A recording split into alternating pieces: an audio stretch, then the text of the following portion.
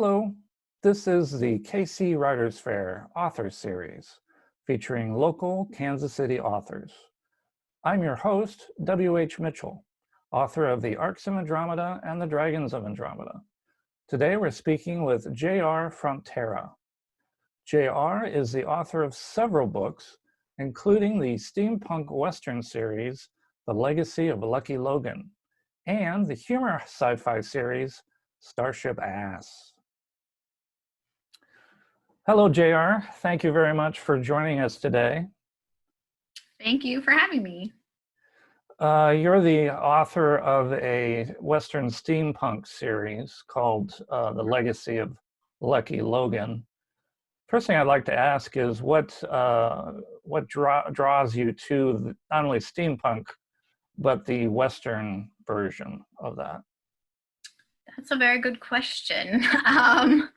Well, it turns out that I've actually kind of always been a fan of Westerns, although strangely, I didn't really consciously realize that until very recently, like last year. But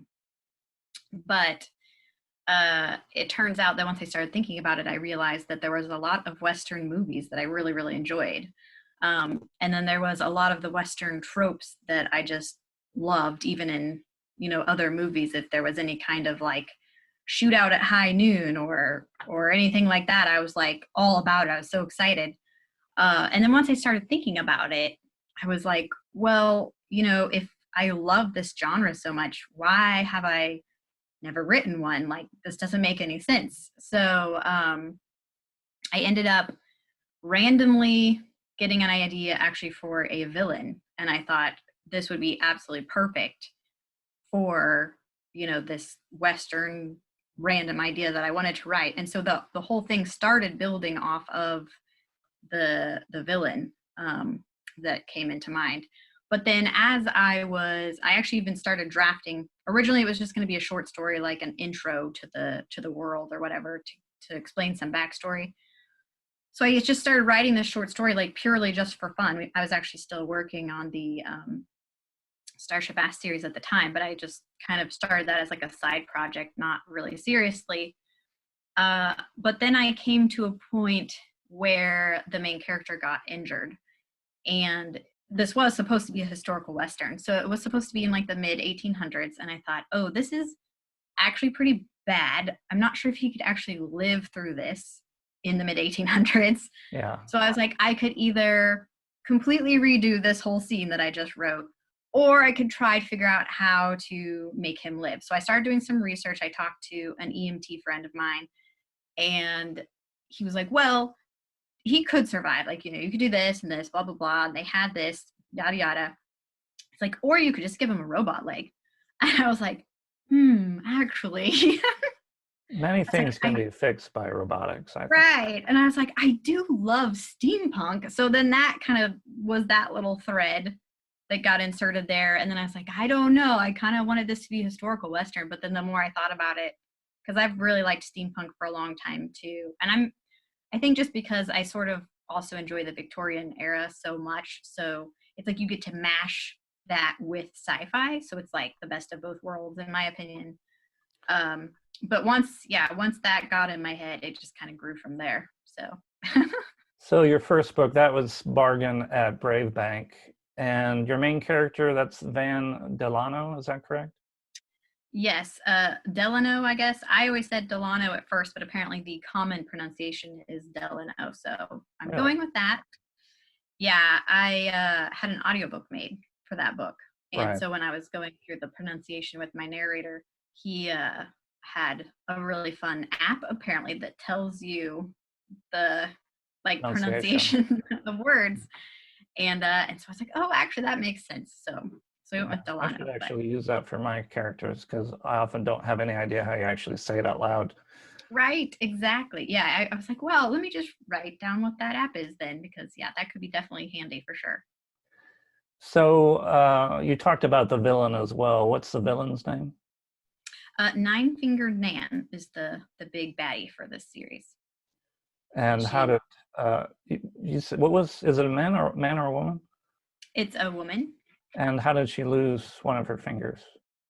It's actually she lost her trigger finger on her right hand when she was, how old was she? She was about 18. And I actually have a short story detailing that as well. But she was in a shootout when she was about 18 and ended up having that finger shot off.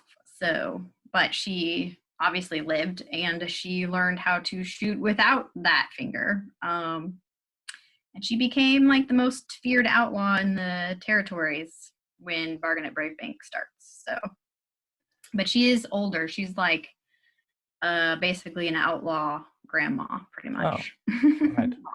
Yeah. So by the time Bargain starts, but she's definitely the big baddie for the whole series. So, I mean, a lot of writers, the bad guy, as it were, is sometimes their favorite character. You said that you started the series focusing on the bad guy, if I can keep saying that. What was it about her that interests you so much? I think it was a lot of it. I think was just for some reason. Well, the whole reason that I even got this idea was because a friend of mine, she's a super sweet author friend, but she is just like, I mean, her appearance is just like a super sweet grandma. Like you're just like, oh, Right. but she was actually having surgery on her pinky finger. And so everyone was like, oh, can call you nine fingered this, nine fingered that, or whatever. And I was like, what if it was nine fingered Nan? Nan being like a name for like a grandma, right? Sometimes people call their grandma Nan or something.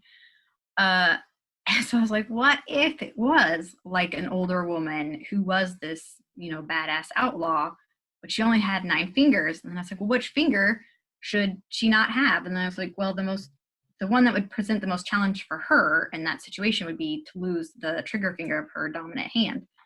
So then I started thinking, well, how did she lose that finger?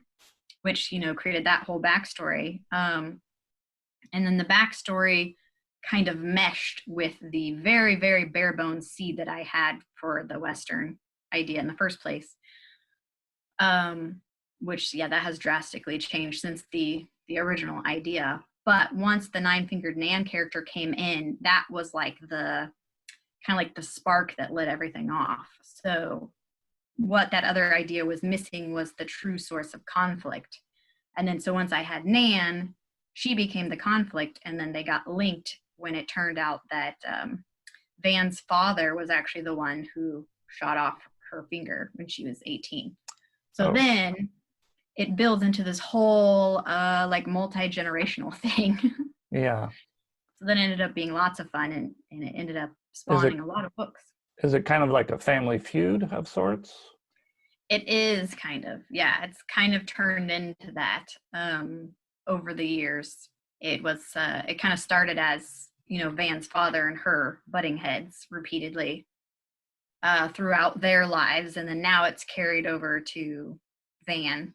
Now she's messing with Van. So now it's him. And that's kind of why the series is actually called The Legacy of Lucky Logan, because Van's father wasn't the one known as Lucky Logan. But then this series is about his kids, his son and his daughter. So Van and his sister Ethelyn. So it kind of goes like, they're continuing his legacy. And he was actually an outlaw himself too. So now it's, what happens with his kids when he has that kind of past, and now they're dealing with this terrible person who was after their dad and is now after them. And, how does all that end? So your next book in the series is called Bastard of Blessing, and it's coming out. Do you have a date on when it will be coming out? Not an exact date, but it is on track right now for either late summer or early fall release of this year. Right. And without spoiling the first book, what are the characters from the first book doing, or what have they been doing between the two? Between the two. There's actually only 3 weeks between book 1 and book 2. So there's not a lot of time for them to be doing anything too exciting. But basically, they're recovering from what happened to them in book 1. mostly, trying to take a little breather. But Van is starting to get super restless by the beginning of book 2. He, without spoiling it, he is basically obsessed with tracking down his kidnapped sister and getting her free. But he keeps running into obstacles, obviously, in his way of doing this. So by the beginning of book 2, he's kind of been waiting around for that 3 weeks, not able to do anything for various reasons. And he's starting to get really tired of just having to sit there and twiddle his thumbs, basically. So he ends up kind of lashing out in his frustration and, of course, makes things worse for himself and starts getting in more trouble than he probably really needs to. And that's kind of what starts book 2 off rolling. Is he a bit of a hothead, or? He is kind of, he's very, very stubborn, and Right. he is like obsessed with getting his sister. So it's Wow. almost to the point where, yeah, he ends up doing stupid things because he's so concentrated on the one goal that he's not seeing all these other things out here that other people are seeing and saying, hey, dude, you know, you need to watch out for this. You need to be careful of this, et cetera, et cetera. And he's just like, whatever, I'll deal with that when it gets here, kind of a thing. And then, yeah, he ends up just running straight into trouble because he's not looking. Right. And I like characters that are not perfect, that don't have all the answers all the time. Yeah, he's definitely not perfect. I actually had a reader just last night describe it in a way that I had never considered before, but I feel like it's accurate. And he said that Van hated even himself and was making bad decisions because of that. And I was like, wow, that's really fascinating way of putting it, but I think that's actually very true. So self-sabotage, in other words. Pretty much, yeah. It's almost like, I mean, he lost pretty much. He lost everything when he was 15, and he's been trying to, you know, like survive on his own, which has included some bad things. But he's a good person at his core, so he's trying to like balance this guilt with the necessity of surviving, and then of course having to defend himself from all these crazies who end up coming after him, and also trying to find his sister. And he also blames himself for his sister going missing and getting kidnapped. So he's dealing with that. So he definitely has issues. Well, don't we all? Right. Well, I also want to talk about your other series. This is, instead of being in the West or steampunk, it's science fiction called Starship Ass, about a donkey named Harry. Yeah. I like humor, and I mix humor into my writing, so I appreciate it in other science fiction. What drew you to that, and how did you develop a character like Harry? Yeah, that was actually entirely my co-author's idea for that series. I co-wrote it with Ethan Freckleton, and so the whole start of that idea he came up with. It was a couple of years ago. I think it was 2017, I think it was. But we were at a conference for indie authors in Vegas called 20 Books Vegas, and we didn't know each other at the time, but we were both there. And there was a talk about Facebook ads for selling your books. And the person giving the talk is Mal Cooper. So if anyone wants to go look her up, brilliant stuff. But she was saying that for science fiction books, a great seller on a Facebook ad is Starship Ass, as in the back end of a spaceship. So she was referring to the thrusters of a spaceship, you know, like going over your head, like in the Star Wars opening scene there. But Ethan was like, wait, Starship Ass, what if it was like literal? Like, what if there was literally an ass, as in a donkey, on a starship? And so that kind of got his brain ticking. And then in the 20 Books Facebook group, just as a joke, he happened to post like a fake back cover blurb for this book featuring this alien tick who was riding a donkey, or who was symbiotes with a donkey. And they ended up basically he got abducted by space pirates. And so then as one does. Yeah, right. He ended up on this starship. And so what would happen, right, with this donkey who could like talk and wanted to be a badass space pirate, but he was a donkey. And I found the idea so hilarious that I told him he should definitely write that book. And then he thought, oh, well, I'll just make her forget this whole thing. He's like, I'll write it if you write it with me. But then I said, okay. And then he was like, oh, well, I guess we have to write this now. So then we had meetings and fleshed out the story and the characters, and then it became a trilogy. And Ethan actually has a spin-off series going right now that revolves around the Pirate Academy. So after Harry's adventures in the main trilogy, he ends up going to be a teacher at the Pirate Academy. So it still sounds hilarious. But I had never really written humor before. Really? So I mean, I like you put humor now and then, kind of funny stuff in all of my books. At least I find it funny. But I've never done like a flat out meant to be funny, the whole thing kind of story. So definitely Ethan led on that, but he helped me definitely like loosen up and not take myself so seriously. So I'm actually really glad that I worked on that series, because I think that it did overall help my writing, because I actually, I think I was taking myself too seriously. Before that series, I had never actually published a full-length novel, just shorts. So I think that really helped me to like take a step back and kind of just be like, you know what? It doesn't have to be completely 1000% perfect. I can do ridiculous things sometimes, and it's fun. So it was a great time. So, so you've been doing short stories. I didn't start writing writing a novel until I was 47.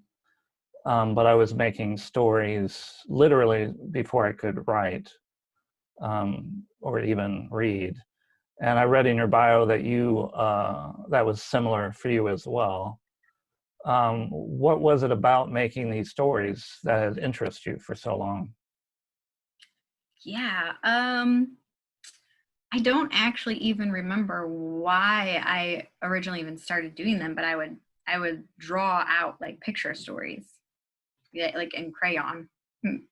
And yeah, I'm not sure why I originally started that, but as I started getting a little older, it was mostly about it would always be, they say this is a thing, but it's actually true. What if? So I would always, I'd watch like a cartoon or a movie, or I'd read another book. One of my family members would say something, and then in my brain, I'd just be like, well, what if this happened instead of that? What if this situation happened except for this one thing was changed? Or what if this crazy, outrageous event happened? How would people react? And how would different kinds of people react differently to the same situation? And like all these questions would play in my head. And then I'd be like, well, the only real way to find out is to just write it down in a story. Right. Yep. Yeah, so it's almost like experimenting without actually experimenting. But yeah, and I wrote, one of my sisters really loved Elmo when we were little. And so one time I wrote a story out about Elmo, and I drew like little pictures with it and everything. And she loved it so much. And that was kind of my first like reader feedback kind of a thing. And it made me so happy that the story made her so happy. And then, yeah, from then on, it was kind of like, oh, what can I do? What can I write that make people have that same reaction? So yeah, I live for the validation of strangers, so I know exactly what you mean by that. But you're also publishing other people's works. You're the co-owner of the publishing imprint Word Wraith Books. Why did you want to get into actually publishing other people besides yourself? I mean, what kind of books does your imprint publish? Well, we actually only publish a limited number of people's books. So we don't accept generally like outside submissions or anything. Word with Books started because it was me and a couple other local people, and we started a writing group where we would meet, every week to have accountability and encourage each other and support each other when we were like all first starting out trying to be indie authors. And so we kind of would share like industry news that we would find out, or, a craft trick that we had learned. So we kind of like pooled our knowledge and our resources. And then when it came time for the first people in our group to be ready to self-publish, one of the things that we realized was that we wanted to have our own ISBN numbers so that the book would show up as published by us and not by like Amazon. So unfortunately, they are very expensive here, and especially especially if you want to buy, in bulk. Yeah. Yeah. In fact, most indie authors don't buy their own ISBNs because they're so expensive. Yeah. So so we ran into that issue, and then we realized we're like, oh well, it's no big deal. There's like 7 of us who want to publish in this group. We'll all just pool our money. We can buy a big chunk, and then we can just hand out the ISBNs. Well, then we realized that actually what would happen is if, say, I bought the ISBNs under my name, everyone's books would show as being published by me, not the individual authors. So then we were like, well, let's just take the next step and make an LLC so we can have the LLC buy the ISBNs, and then it will show as published by the actual company and not the individual. So that's what we originally did, which worked great for a while until we realized that you actually, have to do their businessy things when you have an LLC. So we kind of, got a little bit more serious over time, and tried to be more businessy and business oriented and company oriented. But basically, right now, it's just 3 of us who publish under Word with Books. And then we have very limited, we actually call them affiliate authors because we're not, like I said, just taking submissions from anyone and everyone. It's like on a case-by-case business or basis on whose other books we publish, besides the 3 who are now legally on the business, like in the business ownership. So we do have a few others that we've published. But yeah, generally it's very rare that we do it, but in certain situations to help out other indie authors, we'll do it. We've had a couple people who were published with like smaller presses who went under basically, and then they got their rights back, but they were just completely overwhelmed by the whole process of indie publishing. So they like approached us, and usually we know them in some way or through someone else. So it's not just like random people coming up, but we'll say, okay, we'll help you out and kind of let you publish under our company and steer you through this, et cetera, et cetera. But we have a little bit of everything. We have children's books, we have a poetry book, we have paranormal, we have all kinds of sci-fi, and then of course, we have my steampunk western series. So pretty much everything. We do have different like imprints under Word with Books to kind of break it down further and make it easier for people to find what they want, but a little bit of everything. Absolutely. Yeah, I founded an LLC a long time ago for game stuff, and once I get a little bit more money, because I don't have any money, I'm going to buy some ISBNs, and I have a thing called Wilbot Books, and on Amazon you can, for the ebook, you can pretty much say whoever for the publisher, but once I actually start buying ISBNs, I'm already going to put it under that imprint. So it's just a matter of getting money, and so it's kind of a catch-22. They are really pricey. Yeah, they are. So yeah. Well, thank you, JR, for joining us today. I very much appreciate it. Yeah, thanks for having me.